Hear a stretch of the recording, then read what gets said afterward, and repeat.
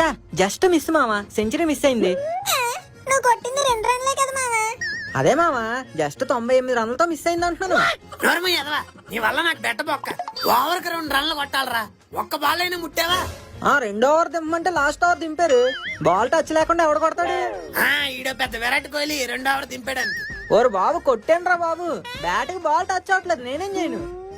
ఊపెళ్ళ గుడ్డు ఇప్పుడు ball కోకటిపల్లి, bat ఏమో నాంపల్లి. టౌన్తా తాకు త్రైకిచ్చిన తేనైనా తొత్తేవాడిని. చీప్ గా టికెట్లు తొత్తుకొని అవుట్ అయిపోయాడు.